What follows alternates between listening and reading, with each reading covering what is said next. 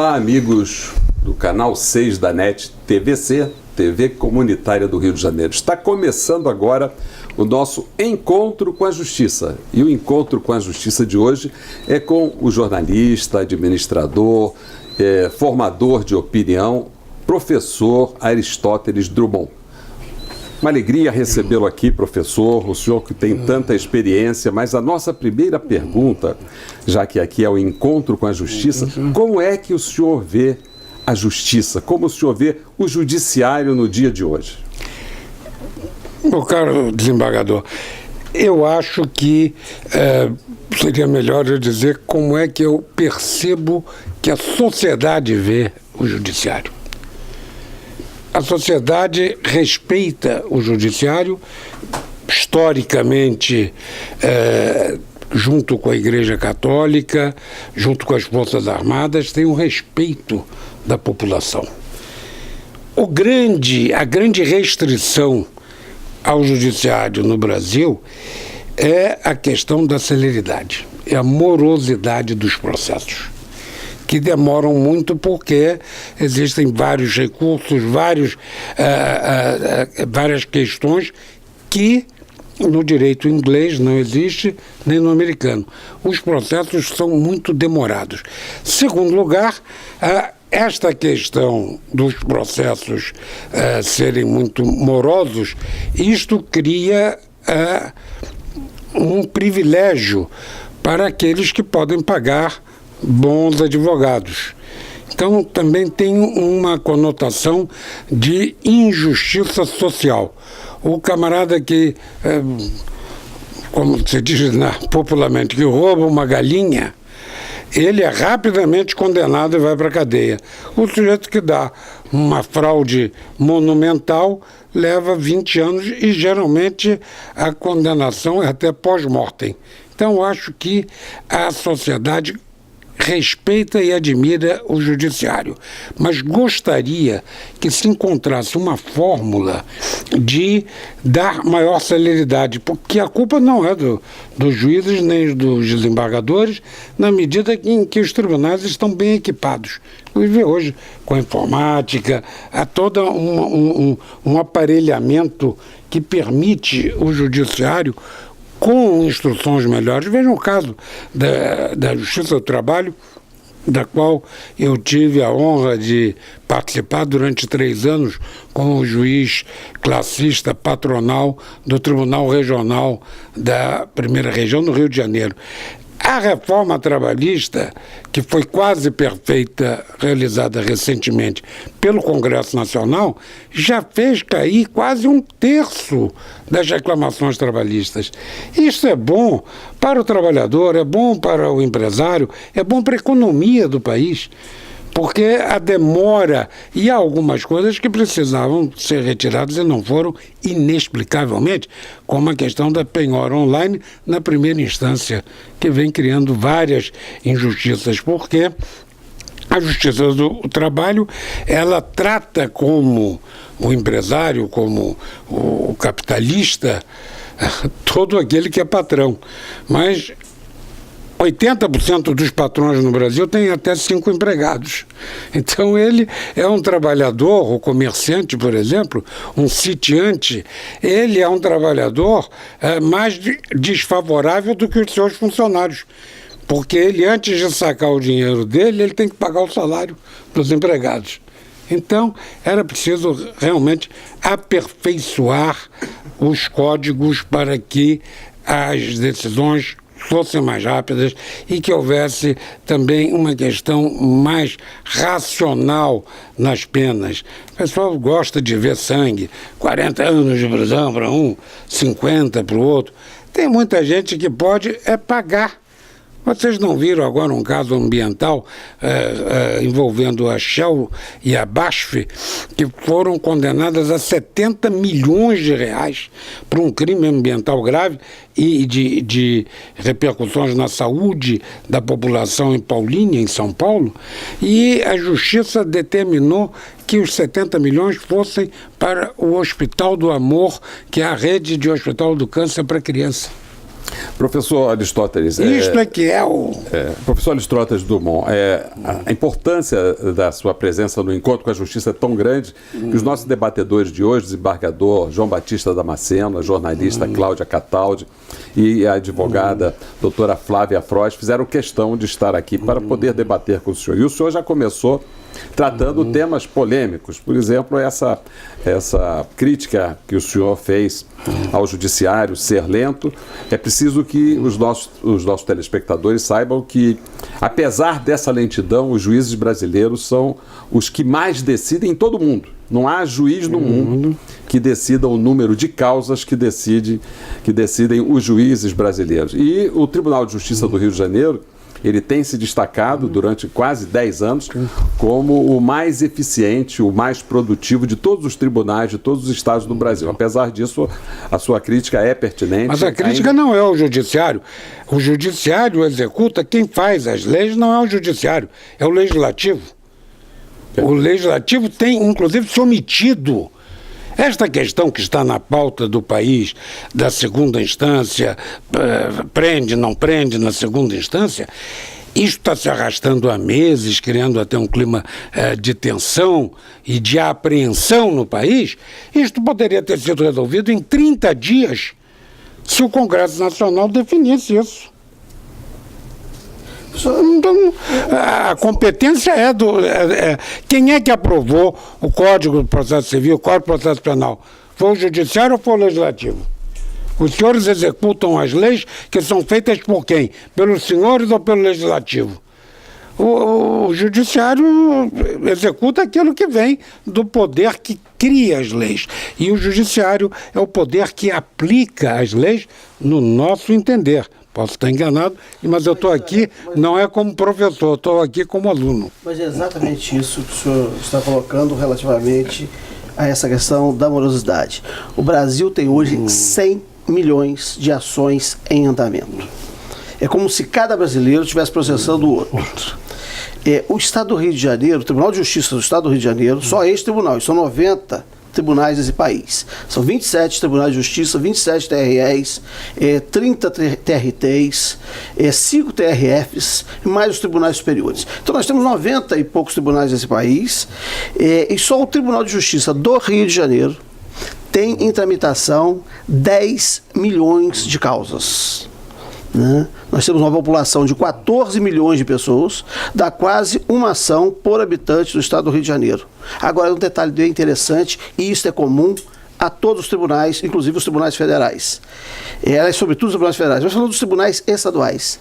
No nosso caso aqui, 60% dessas ações tem por parte os entes federativos, né? O estado ou município.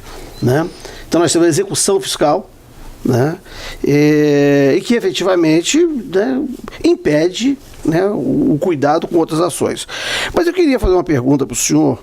O senhor falou da penhora da primeira instância. Eu nem vou entrar nisso, porque quem penhora é a primeira instância mesmo. A segunda julga e devolve o processo à primeira instância para a execução. Né? Então, em qualquer tribunal, a execução se faz pela primeira instância.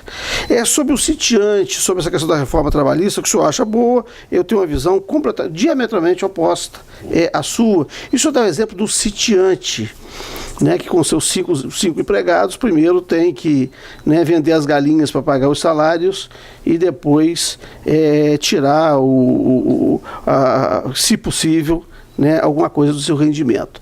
Há algo no Brasil, já que o senhor citou a Inglaterra como um dos modelos do sistema judiciário, eu conheço tanto a Inglaterra quanto a Alemanha, não tem sitiante com 5 empregados, porque o próprio, né, o próprio sitiante, o próprio camponês é que cuida, é que trabalha na sua terra, assim como, né, em Viena é a própria lojista que varre a sua loja, né, e limpa, né, as vidraças.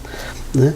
Tem alguma coisa no Brasil, né, que diferencia isso? Eu queria que o senhor nos pudesse expor. Tem alguma coisa que diferencia no Brasil a ponto de que o sitiante, a ponto de que o morador do condomínio, né, não realize atividades, né? A Alemanha, por exemplo, cada dia da semana, um morador que lava as escadas, né? E seja ele, né, quem for. Tem alguma coisa no Brasil que leva a pequenos, né, pessoas empreendedoras de pequenas atividades a não colocarem a mão na massa e a empregarem, ainda que poucas pessoas, né, reservando-se apenas a atividade da administração, diversamente desses países, né? Alemanha, Inglaterra e outros. Pelo que eu conheço da área do sitiante, como de um pequeno comerciante, o dono de uma papelaria aqui em São Gonçalo, que tem 3 empregados, ele também está lá trabalhando. E o sitiante também está lá trabalhando. Agora, eu acho que seria muito difícil, desembargador, que um sitiante, a sua mulher e até mais um filho já crescido, pudesse tomar conta de 2.000 galinhas, 20 vacas para tirar o leite, um sitiante pequeno. Como é que um homem pode fazer isso? Agora, e mais ainda, eles não fazem isso. Eu não sei. Então o sujeito tem uma vaca no apartamento, porque aí basta um ali e bota o leite na porta. Não me parece que seja assim. Até porque eu acho que nós temos que criar condições de ter mais emprego e não menos emprego. E a maneira é facilitar a contratação. O que está acontecendo na Europa hoje, que tem uma carga de desempregados muito grande, como o Brasil, não tanto quanto o Brasil hoje, infelizmente, mas... E a diferença para os Estados Unidos? Por que nos Estados Unidos o desemprego oscila sempre em torno de 5%? No Brasil tem 13%. E na Europa tem 7,5%. Porque na Europa só um louco emprega. Eu conheço um hotelzinho muito simpático no interior da França, que ele fechou 2 andares, ficou só com 2. Então trabalha ele, a mulher, 2 filhos e duas vietnamitas. E ele disse, ele mandou embora 8 empregados, quer dizer, 8. Agora, o problema da carga tributária, o problema tributário, já você colocou essa questão, não é o que se tributa, porque no Brasil se tributa consumo e renda de trabalho, né? Não se tributa herança. Como? Né? 4% só. Sim, mas no Japão é 50%. Você quer mais do que isso? Na Europa, 4%, não, mas é o único lugar do mundo. Às vezes tem famílias que não têm os 4% para pagar porque é um imóvel. Um imóvel que vale hoje 1 milhão. É um apartamento de sala e quarto em Ipanema. O chefe da família morre. A família herda 1 milhão. Tem que pagar de imposto de transmissão 4%. Sim. 440 mil reais. Mas qual uma país família que mora num sala e quarto, às vezes não tem. Tinha que ter uma tabela progressiva. Como na Suécia, na Noruega. Não, são países desenvolvidérrimos, são países em que tem, e nós temos que trabalhar para chegarmos lá daqui a uns 100 anos. Agora, chegarmos a esse padrão, leva tempo. Agora, professora, deixa eu só concluir essa coisa do tributário. Se eu tiver um apartamento, além do meu, e alugar, eu teria que pagar 27,5% sobre a minha renda de aluguel. Agora, se eu tiver 10 apartamentos, eu constituo uma imobiliária, eu vou pagar 10% de imposto de renda. Agora, se eu tiver 1.000 apartamentos, eu constituo um fundo imobiliário e aí eu vou pagar 1%. Não é um modelo de tributação que nós temos no Brasil. Isso é para estimular você a ter 1.000 apartamentos. Igual você ter 1.000 apartamentos, você tem que comprar 1.000 apartamentos que vão gerar empregos para o operário, para o arquiteto, para o engenheiro, para o caminhoneiro que leva o tijolo, para depois o porteiro, o ajudante de porteiro, o vigilante. É uma maravilha. Eu já estou satisfeito com o meu, e sei que não vou ter nem 10 nem 1.000, né? Se eu comprar um outro, eu vou arcar com os 27%. Você pode punir quem ganha. Mas não é quem punir. Tem dinheiro, uma tributação não é punição. Então, o assunto fica muito bom quando o senhor fala do emprego da pequena propriedade. Diversamente da Europa, nós temos no Brasil, nos últimos anos, inclusive nos governos, né, do governo Lula, do governo do presidente Dilma, uma concentração fundiária. Eu fico muito à vontade, porque eu sou um sitiante, tá? Sou mineiro, né? Tenho a minha, né? Sou produtor rural, cadastrado, né? Conseguiria trabalhar, plantar, colher... Pois é, não, mas eu estou aqui né, nesse modelo isso é permitido.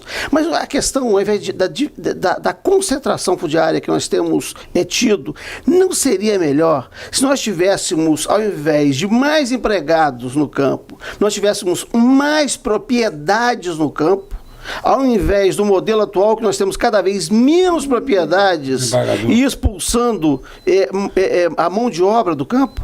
Pelo contrário, nós temos que ter cada vez maiores propriedades. Latifúndios? Latifúndio produtivo. As fazendas no Mato Grosso do Sul, de soja, por exemplo, quanto ganha um operador daquelas máquinas enormes, parece um edifício andante. A última informação que eu tive, e já tem algum tempo, estavam ganhando cerca de entre 15 e 20 mil reais. Veja só, numa usina de açúcar em São Paulo, o salário médio do setor sucro-alcooleiro hoje está em R$ 3.900. E olha que tem muito operário, muito lavrador da cana. Então, a economia moderna, como é que o Brasil iria ser o segundo maior produtor do mundo de soja, e que nos dá divisas para que podemos comprar os produtos lá fora, se cada brasileiro fosse plantar a soja no seu quintal? A soja só é viável com dezenas de alqueires. O café, a mesma coisa, é uma cultura sofisticada. O pequeno sitiante é para ter na periferia das cidades, para os hortigranjeiros, plantar uma couve. Você não pode ter um pequeno produtor. O que existe hoje? Santa Catarina, por exemplo, você tem muita produção avícola de porte médio, mas são propriedades, cada uma com 60 a 90 mil, as pequenas, frangos, porque eles recebem das grandes empresas, tipo Sadia, Perdigão, eles recebem o pinto e tomam conta, criam o pinto por 90 dias e vão recebendo isso, porque a empresa grande não tem condições de gerir milhões de frangos. O Brasil é o maior produtor do mundo de frango, como é de carne. E isso é porque temos grandes empresas. O pessoal fica criticando a política do governo do presidente Lula, por exemplo, de fazer os campeões, a JBS. Meu Deus do céu, a JBS é a primeira do mundo, é a segunda nos Estados Unidos. Isso é um motivo de orgulho para nós. Imagine se nós continuássemos a ter um matadourozinho aqui em Duque de Caxias, que a saúde pública vivia intervindo por falta de condições. O frango brasileiro que vai para o Golfo Pérsico tem em Goiás, eles têm uma colônia com prédio, com restaurante, com assistência, porque existem 80 técnicos, veterinários, médicos, laboratoristas, lá do Golfo Pérsico para acompanhar a qualidade do nosso produto. Agora, muito importante isso. Professor Aristóteles, o senhor falou aí da JBS, acaba puxando a ideia para a gente. Como é que o senhor vê, né, essa espetacularização do judiciário, dos processos judiciais no Brasil, que fazem com que, de certa forma, a justiça se renda à opinião pública? Como é que o senhor vê isso? A justiça deve atender aos ditames da opinião pública? Isso causaria uma quebra da imparcialidade? Como é que o senhor vê isso? Olha, eu como jornalista, militante, eu escrevo para 15 jornais nesse país, e eu percebo que existem grupos radicais que tentam influir a justiça num sentido e outros grupos radicais que tentam influir a justiça em outro sentido. Eu não vejo isto atingir o coração do judiciário. Eu acho que o judiciário tem agido com independência. Às vezes, alguns magistrados têm sido incompreendidos. Mas se você olhar com mais atenção, verá que as coisas estão andando direito. Professor, as pesquisas dizem o contrário. Não, eu acho As pesquisas dizem que os processos que a mídia toma conta, eles têm prazo de duração diverso dos outros e resultados diferentes dos outros. Isso são pesquisas que são feitas, né? E inclusive, eu estudo judiciário também. Em cima desse último comentário que o senhor fez, o que o senhor acha da liberdade de expressão? Porque nós tivemos recentemente, num jornal de entrevista a um candidato à presidência da República, uma famosa jornalista que ela ficou repetindo aquilo que está na escuta. Eu pergunto ao senhor, isso é jornalismo? Um jornalista que repete o que o seu editor fala e que não tem uma opinião própria, isso é jornalismo ou isso é falta de respeito à liberdade de expressão que deve ter os jornalistas, assim como, também fazendo um link para a nossa área, a falta de liberdade que é essência da jurisdição que alguns juízes têm, porque nós temos juízes sendo punidos por se manifestarem, por expressar a sua opinião. Então eu queria, primeiro que o senhor analisasse a questão, o senhor que é um doutor em jornalismo, da liberdade de expressão de um jornalista que repete aquilo que o seu editor manda. Como é que é isso? A liberdade... O doutor Chateaubriand, o grande Assis espetacular essa Chateaubriand, o frase. fundador do Diário Associados, um dia um dos seus jornalistas diz, mas o senhor não acha, eu queria fazer isso? Não, meu caro, você tem todo o direito de publicar o que quiser, você é tão talentoso. Se você quiser, eu te ajudo a comprar e fazer um jornal. Você quer escrever o que você quer? Compra um jornal para você. Então, o jornal... é a direção do jornal. O jornalista escreve com liberdade, como eu escrevo com liberdade, mas acharia naturalíssimo, que já me aconteceu não no Dia, mas em outros jornais, eu tenho 51 anos de jornalismo, que um editor me telefone e diz, ô Stoss, você podia ou dar uma amenizada nesse artigo, ou mudar de assunto, porque a casa pensa de maneira diferente e não quer mexer nisso? Eu dizer, claro, muito obrigado, não sou o dono do jornal. Agora, professor, então ela leu uma nota, olha só, não rezo na cartilha desta senhora. Não. Entretanto, ela, neste particular, coitada, desempenhou um papel lamentável, mas cumpriu um papel, ela leu, não era assinado por ela, só se mandasse ela escrever na coluna que ela assina alguma coisa que não fosse da origem dela. Agora, fora disso, eu acho que tem toda a liberdade, como o entrevistado teve toda a liberdade de narrar textos de artigos de um grande brasileiro, que foi o doutor Roberto Marinho, com cuja memória eu quero aproveitar essa oportunidade para ser solidário. Ele não merecia, depois de morto, ter questionado os posicionamentos dele. Que o fizessem quando ele estava vivo, ou se calassem, em respeito a quem criou, quem formou esta grande organização. Agora, professor, o senhor acha que hoje a utilização das mídias sociais como uma forma de mídia alternativa mudou um pouco a forma como as mídias corporativas conduzem o seu jornalismo? Claro, porque nós somos donos de pequenos jornais. Eu tenho 4.000 no Facebook. Então eu ali todo dia escrevo o que eu quero escrever. Eu acho que o Facebook, por exemplo, o Twitter, o Instagram, são instrumentos de democratização, de liberdade. Acho que não, a fake news, sim, deve ser punida criminalmente. Vai dar mais trabalho aqui para os tribunais. Mas dizer o pensamento que as pessoas pensam... Mas aí o fake news em todas as mídias, inclusive na tradicional. Claro, na tradicional. Olha, coisas... Ainda no domingo eu li um artigo em que um jornalista, uma jornalista escreve atribuindo aí a um desses candidatos que ele é contra isso, aquilo outro.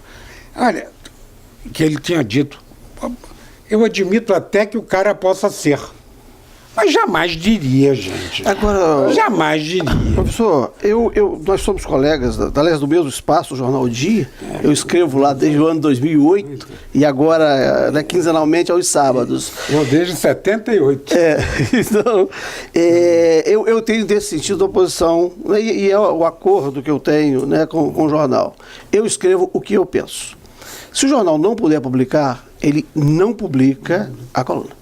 Eu não altero o meu texto em razão dos interesses, né, do empresário que titulariza aquela empresa jornalística ou da linha editorial. Né? Então a opinião é minha. Se não concordar, não tem problema, eu não publico o texto. Eu guardo, publico em outro lugar, e publica de outra pessoa, publica um seu, né? Os leitores ficariam até muito mais satisfeitos.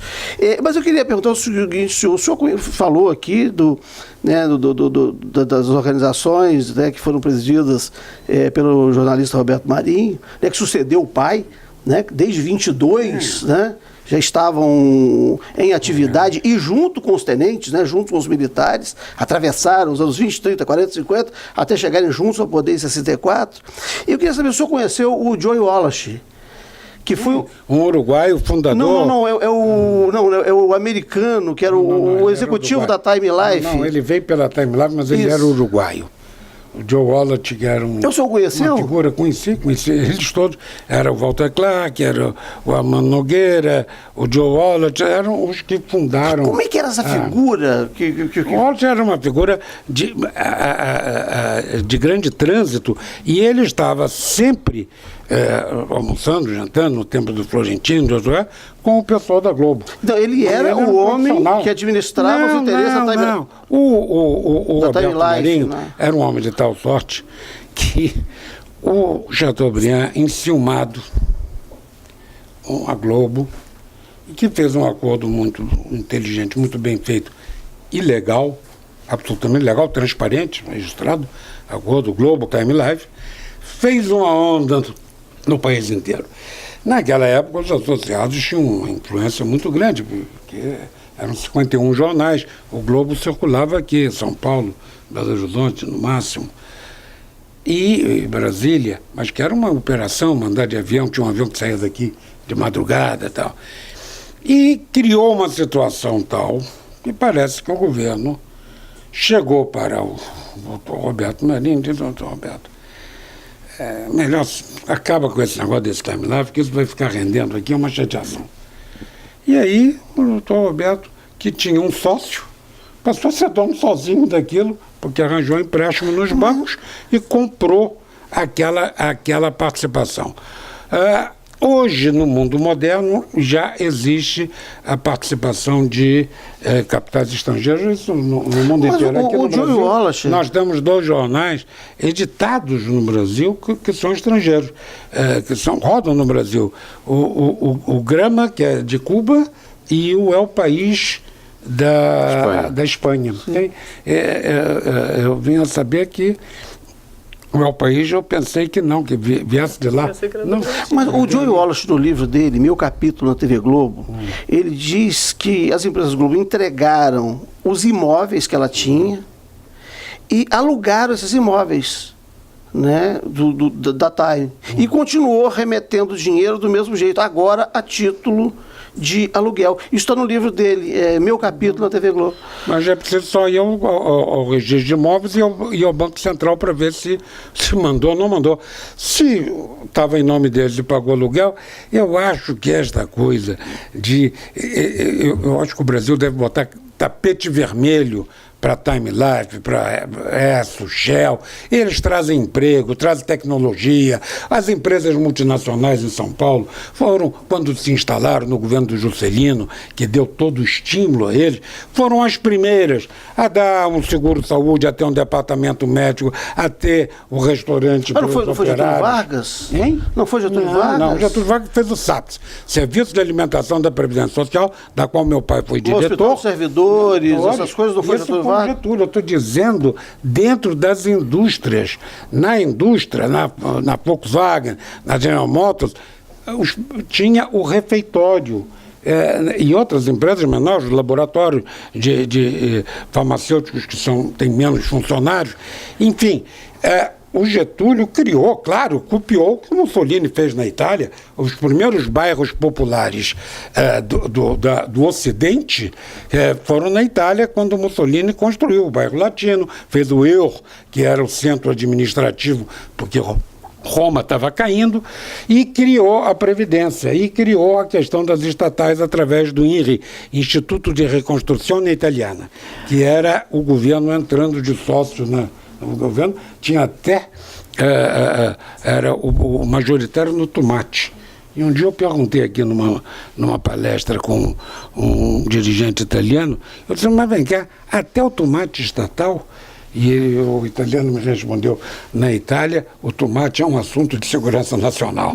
Então, eu diria a você que o Getúlio fez, todo mundo sabe que as leis trabalhistas foram cópias do que ele fez muito bem, na Carta del Lavoro. Agora, é preciso se entender, e numa análise de história, né, que o fato do Mussolini, depois entrou na guerra, se aliou, o louco do Hitler, não invalida as coisas boas que ele fez.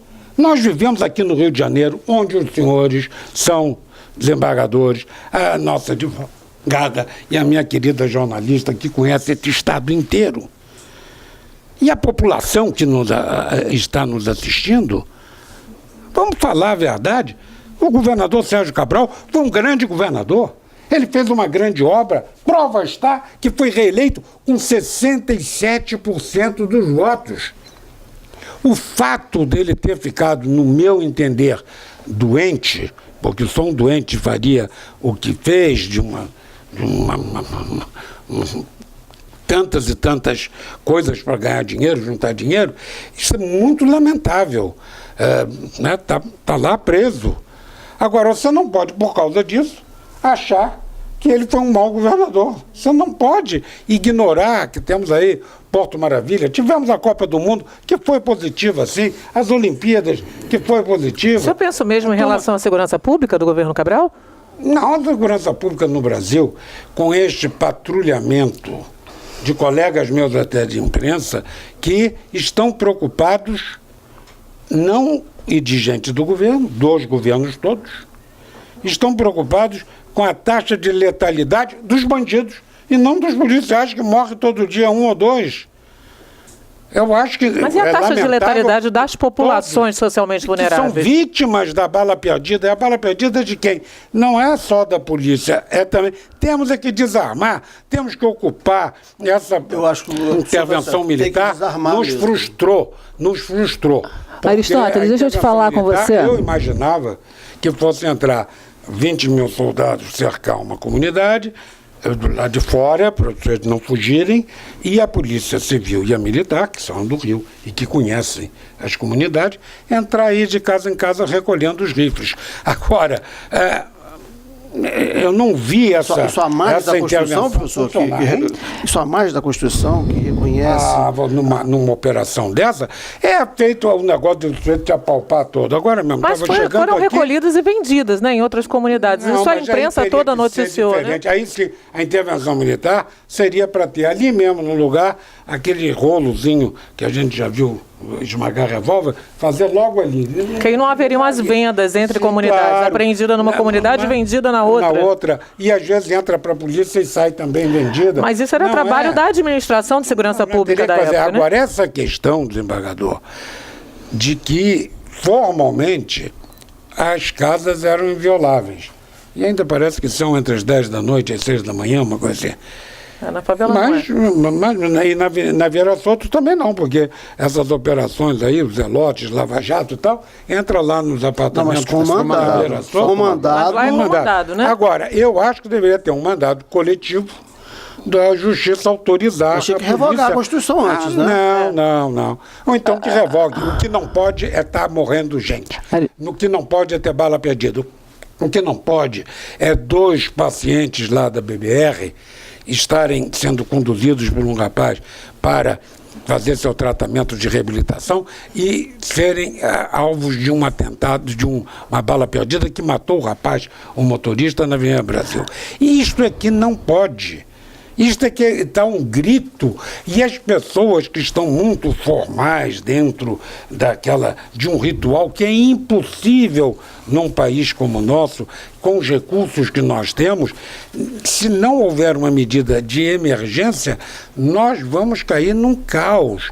Nós já formamos a cidade mais violenta do mundo. Já morre. Agora só lá na Síria estão morrendo mais do que aqui. Porque naquela guerra nem do na Líbano... Síria. Aqui se mata mais. E tem mais. É o Estado que mata com a sua política. Não. Desde que no governo JK, no Distrito Federal, onde nós estamos, o Rio Grandino Cru, chefiando o Departamento Federal de Polícia, instituiu o primeiro grupo de homens autorizados a matar. Né? Não, mas e a sim, mas a partir disso, depois Lacerda pegou esses 7 homens, se transformou em 11, condecorou como homens de ouro, e durante o período empresarial militar, ditadura empresarial militar, formaram-se esquadrões da morte pelo país inteiro, e ninguém mais desmonta essas milícias. Como é que a gente desmonta as milícias, professor, que foram montadas neste período aí?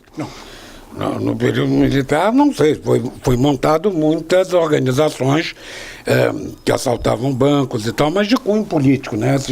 Eu me refiro aos esquadrões da morte. O ministro das Relações Exteriores assaltava banco, era motorista do ex-deputado Carlos Marighella.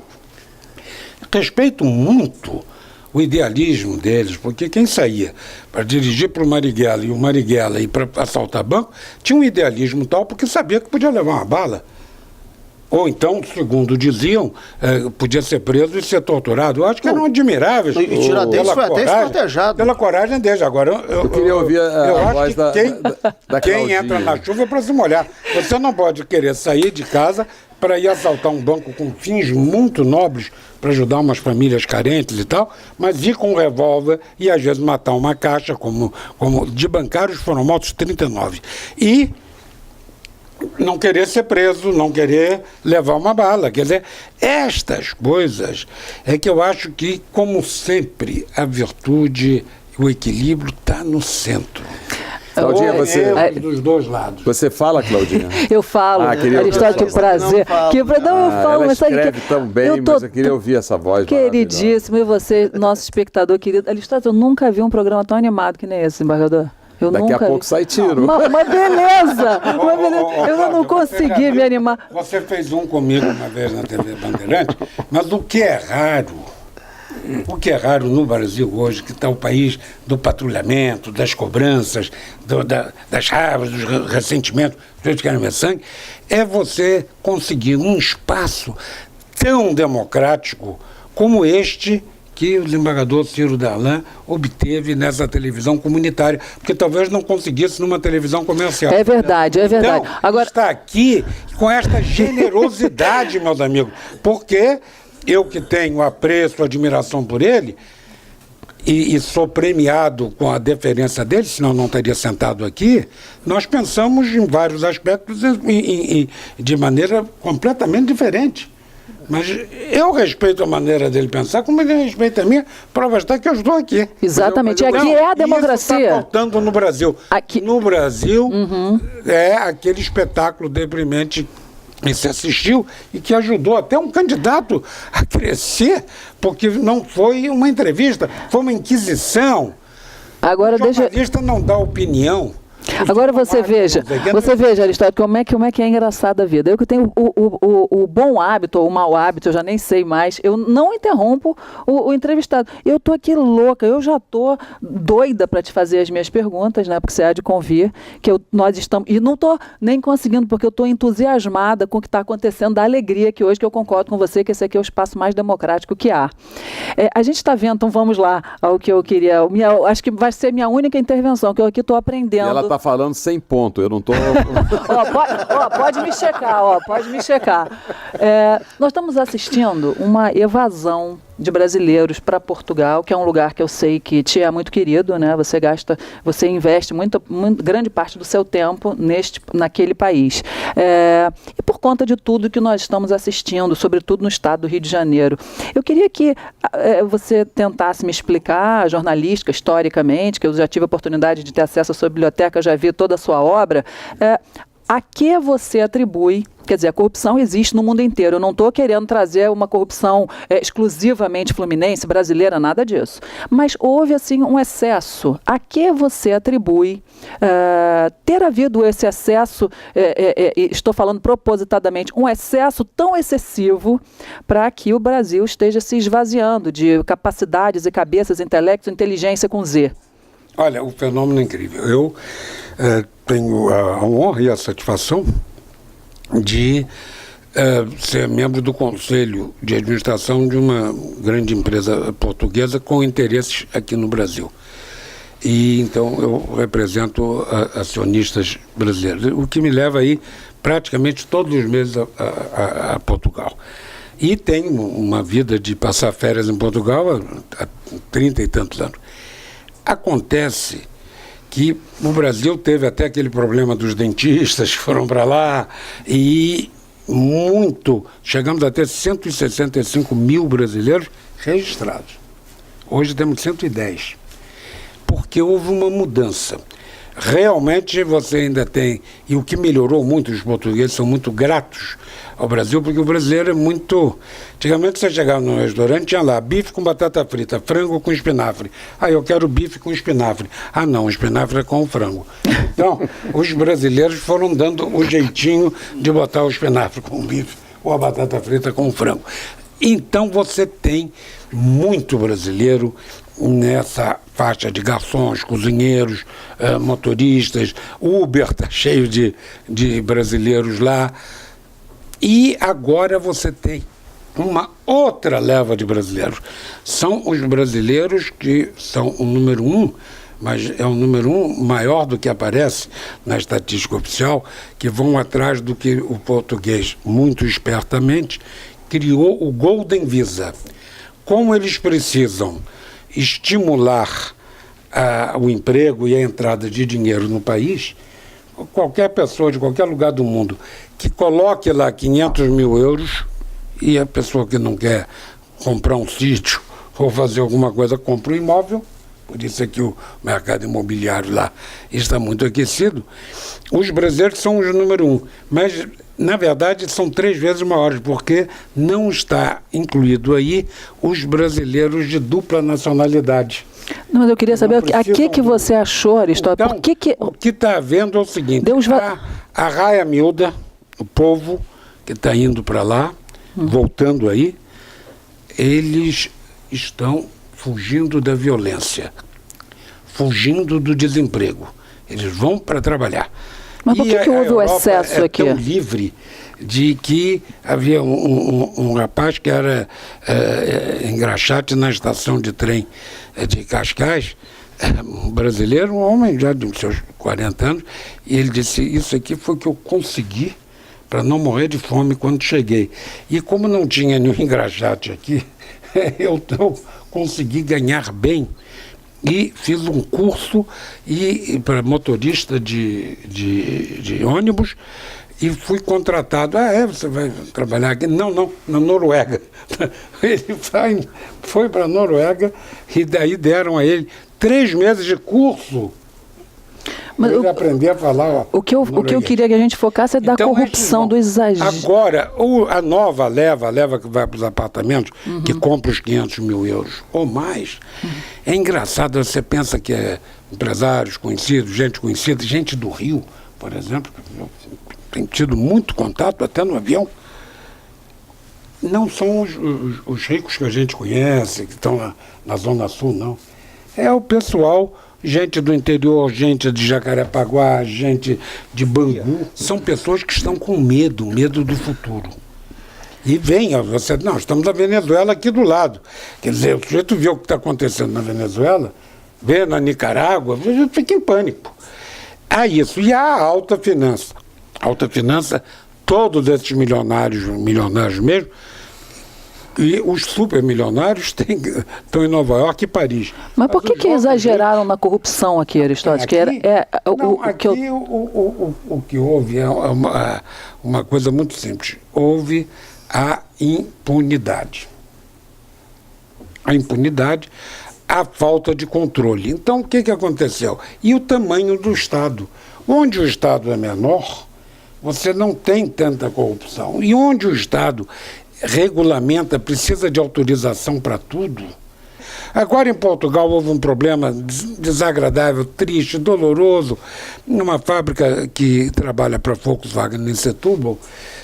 O sindicato impediu um acordo para que cada operário trabalhasse um sábado por mês, ganhando o dobro lá, enfim, porque eles iriam fazer um modelo novo de uma caminhonete da Volkswagen lá. E para atender a todo o mercado, precisava que houvesse essa hora extra. O sindicato tanto fez, e os trabalhadores chegaram um dia lá quebrar o sindicato. Mas, como pela lei é o sindicato que tem que aprovar, a Volkswagen disse aos portugueses donos da tal fábrica que não se preocupassem mais, que continuasse com aquilo que estava lá, porque iriam fazer na unidade que eles têm no Marrocos, que é logo ali em frente. Resultado, no Marrocos foram criados 480 empregos, roubados dos portugueses, e bons empregos. Quem trabalha para a Volkswagen não atrasa, não deixa de pagar, tem benefícios. Então, se não fizer isto, e no caso de Portugal está difícil, porque há um aparelhamento sindical forte, Portugal corre o risco, meu querido Portugal, ao invés de ser um lugar para ser sede de empresas, alta tecnologia e bons salários, está virando um balneário. É o melhor lugar para você morar, porque tem serviços, tem bom preço, boa comida, bom clima. Professor, isso é uma maldade. Professor Aristóteles Drummond, o senhor está nos dando uma aula de história, da sua experiência, de jornalismo, e o senhor tem experiência, o senhor, pelo menos de dois poderes políticos, o senhor participou. O senhor foi juiz trabalhista, e o senhor também serviu no poder executivo, em vários conselhos e tudo. Acho que o senhor só não foi legislador. Ou foi? Não teve essa experiência. Mas, com toda essa experiência, como é que o senhor vê hoje esse bate-cabeça dos três poderes da República? Em primeiro lugar, a fragmentação, tem 30 partidos no Congresso, o Congresso não se entende, o Congresso não vota. Daí a reforma da Previdência, que é uma bomba que preocupa todo mundo, porque pode chegar ao ponto de não ter o dinheiro para pagar. Quer dizer, as pessoas têm que ver o que aconteceu na Grécia. A Grécia, hoje, o primeiro-ministro grego é um homem, digamos assim, que é do PSOL de lá. Ele é no radical de esquerda. Mas não foi a banca que quebrou a Grécia? Não foi o sistema financeiro internacional? Não. A Grécia tomou dinheiro emprestado e depois não tinha dinheiro para pagar. Tem que quebrar. Como é que você pega dinheiro no banco e não paga? Ninguém obrigou, o banco não foi lá e disse, toma aqui, estou aqui com uma milícia para você tomar empréstimo. Não, tomar empréstimo são os maiores salários médios do setor público da Europa. É a Grécia, que só produz vinho, azeite, azeitona e turismo. Então, a esquerda radical foi para o poder, criou umas dificuldades, mas não a ponto de não pagar a dívida e questionar a dívida. Ninguém questiona a dívida. Você vai ao banco, que é uma agiotagem no Brasil, é uma vergonha no meu entender, não é do banco cobrar, não. A vergonha é de quem vai lá tomar o dinheiro. A vergonha é de quem enrola o cartão de crédito, que é um irresponsável. Isso não pode, mas é fruto da ignorância. Eu tenho um funcionário que, quando eu vi, o homem estava pagando R$260 por mês de juros no cartão Juros de 300% ao ano, o senhor não acha uma vergonha? Não, acho uma vergonha quem toma esse dinheiro. O banco, quem é dono do dinheiro, é o dono da casa, é o dono Tem outras do opções? sanduíche. Mas tem opções? Tem opção. Tem? Viver dentro do seu orçamento. Ué, Do salário mínimo? com salário mínimo, se o teatro ganhar um salário mínimo, tem que ver com o salário mínimo, quer viver mal, coitado. Mas dá para viver? Mas não pode ser com dinheiro emprestado. Vai morar com o sogro, vai fazer faz hora extra, vai dar fonte. Tem que arranjar um jeito. Agora, o que não pode é você... mas voltando só ao caso da Grécia. Quando a Grécia entalou e não pôde pagar, acabou o dinheiro na caixa automática do banco, na rua. Os gregos não tinham dinheiro para comprar as coisas. e os supermercados esvaziaram-se. E aí sim, o homem da esquerda radical sentou com os banqueiros, sentou com a União Europeia e fez o acordo em que diminuiu as aposentadorias lá em cima. Fez, está lá, está sobrevivendo. Esse mês agora mesmo venceu uma parcela do dinheiro que o FMI deu a eles pagaram. Professor Aristóteles Drummond, nosso programa é muito pequeno para a sua cultura, para o seu saber. É a minha franqueza tempo, só e o meu coração. Nós temos realmente muitas divergências, mas nós temos convergências também. Eu gostei muito como o senhor, no começo do programa, falou que a gente tem que acabar com pena privativa de liberdade, a gente tem que escolher outras penas alternativas. O senhor falou do pagamento pecuniário, mas isso tem que se aplicar a todas as classes sociais. E também prisão privada. Prisioneiro custa uma fortuna no governo. Se o sujeito tem dinheiro para pagar 10 mil reais, fica ali, pega um motel desse na Baixada, transforma. Agora, por que não se bloqueia o celular em todas as penitenciárias? Por quê? Eu acho que essa é a pergunta que eu deixo aqui para o público e para os desembargadores e a minha querida Cláudia e a nossa querida advogada. Mas olha, foi uma alegria receber o senhor aqui, né? Com convergências e com divergências. Este é um programa altamente democrático, por isso é que a gente aqui se encontra para ver se vislumbra um pouquinho da justiça que não é tão longe. Uma divergência sem ódio, né? Sem ódio, né? Uma divergência respeitosa e por isso nós contamos sempre com a colaboração maravilhosa desse homem provocador, cientista político, um homem maravilhoso que é o desembargador João Batista Damasceno, um homem lá das Minas Gerais que vem aqui abrir as nossas mentes com as suas posições de vanguarda. A jornalista Cláudia Cataldi, que hoje falou demais, hoje ela ficou rouca de tanto falar, não é isso, desembargador, demais. Um programa riquíssimo como esse, eu quis deixar vocês e o nosso convidado a doutora Flávia Frois, que é da Anacrim e que também nos prestigia sempre com o nosso programa. Queridos, hoje foi efetivamente um programa dos mais bem aquinhoados. Nós hoje tivemos a felicidade de ter aqui uma aula sobre a história do Brasil, sobre a política brasileira, uma aula de democracia, sobretudo de democracia. O nosso programa teve a direção do Celso Goulart, com as imagens de Rafael Neves, e a produção de Paulo Marinho, Tayana Alcântara e Márcia Góes. E até o próximo Encontro com a Justiça.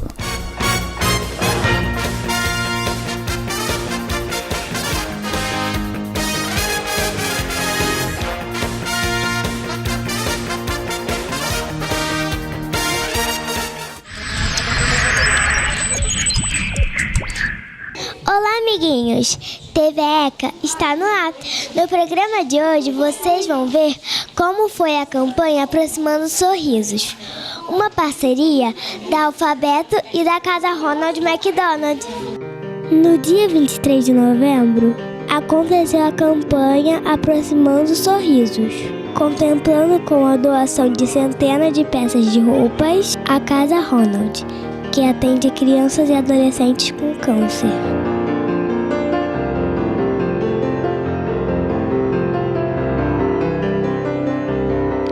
A campanha Aproximando Sorrisos tem como objetivo a venda de camisetas temáticas para destinar parte da verba arrecadada para o Instituto Ronald McDonald. Conhecemos as dependências da Casa Ronald, que está muito bem estruturada para atender os jovens e suas famílias.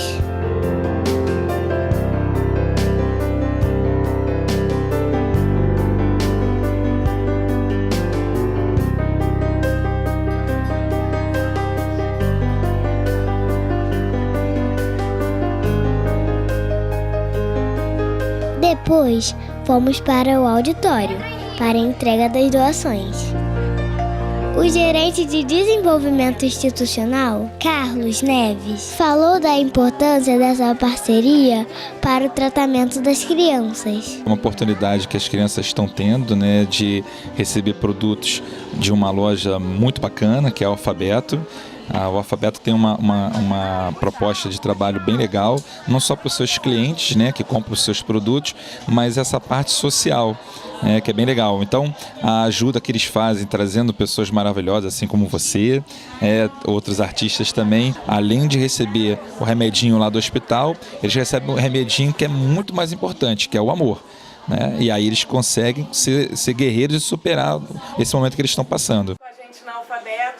Cecília Maia, gerente de marketing da Alfabeto, falou da felicidade de poder estar contribuindo com as doações. É a 7ª doação que a gente está fazendo para essa campanha do Aproximando Sorrisos, que é uma campanha da marca Alfabeto com o Instituto Ronald McDonald. A gente está bem feliz de poder ajudar de alguma forma essas crianças.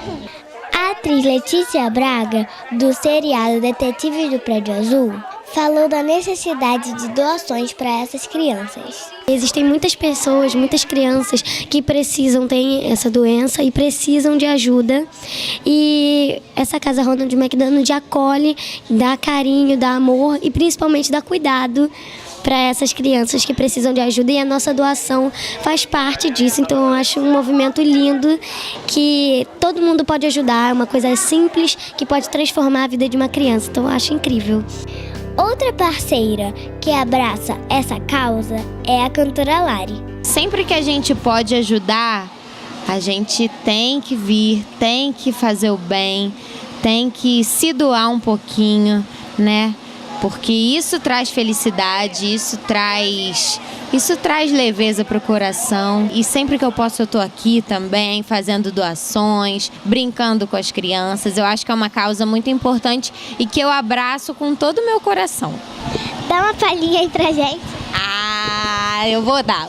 É assim, ó. Salto 15, vermelho na boca, cabelo solto e pouca roupa, perfume doce, chiclete na bolsa. Tô preparada que hoje a farra vai ser boa. As peças da campanha Aproximando Sorrisos estão à venda em todas as unidades da rede Alfabeto, inclusive no site www.alfabeto.com. Enquanto isso, as crianças e adolescentes estão aqui, na luta, acreditando em dias melhores, dançando conforme a música, superando a cada dia a difícil, mas não impossível, tarefa de montar esse quebra-cabeças, que é a vida. Para elas, um mundo de sonhos. Para nós, solidariedade. Para elas, gratidão. Para nós, a satisfação. Porque quanto mais proporcionamos felicidades, mais felizes somos. Lembra da frase, fazer o bem sem olhar a quem? Então, gente, olhem para esses guerreiros. Faça a sua parte. Doe carinho, doe amor. Tudo que eles querem é vencer essa batalha. É conquistar uma nova vida.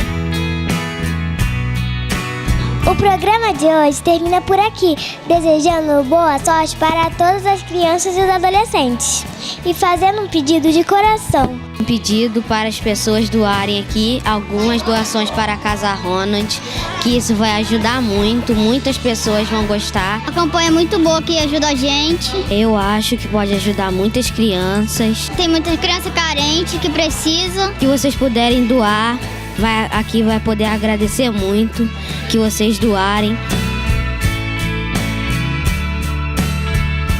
Valeu!